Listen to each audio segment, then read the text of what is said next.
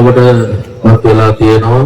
මොකද මම හිතන්නේ මේ මාර්ගය පිළිබඳව කතා කරනකොට මේ මාර්ගයේ තියෙන වැදගත්කම තමයි එකක් අපි හැමදෙනාටම ගමන් පාසු සැලසෙනවා වගේම මන්ත්‍රීතුමනි ආර්ථික වශයෙන්ුත් මෙහි වාසියක් තිබෙන බව විශේෂයෙන්ම මතක් කරන්න ඕන.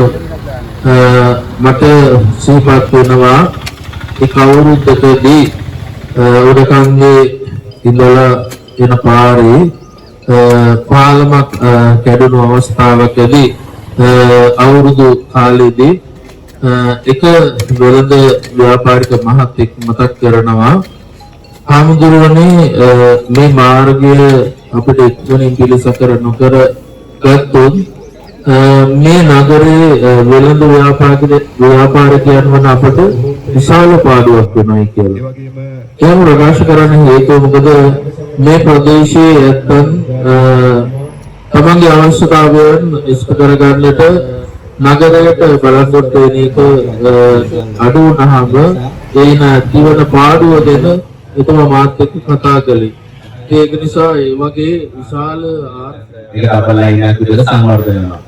මේ සංවර්ධනය වෙන ඇතුලේ අපේ ස්වාමීන් වහන්සේ පැහැදිලි කරලා තියෙන බොහෝ වෙලාවට අපේ සමාන් පාසුවල අමතරව රටේ ආර්ථික විශාල දායක රාජකීය පාර එනකම් බලනකොට නැත්නම් රුවල් මාර්ගය කියන්නේ අnder පටන් ගන්න තැනද අවසන් වෙනකම් ඒක මාර්ගයත් එක්ක බයිජෝස් කරනවා. එහෙනම් අපේ රටේ ඩොලර් ආදායම උත්පාදනය කරන්න තාමත් සේවයක් අපේ මාර්ගයක් නිසා අපිට මේ මාර්ගයේ සංවර්ධනය කිරීම තුළින් අපේ රටේ ආර්ථිකයට ලොකු දායකත්වයක් අපිට ලබා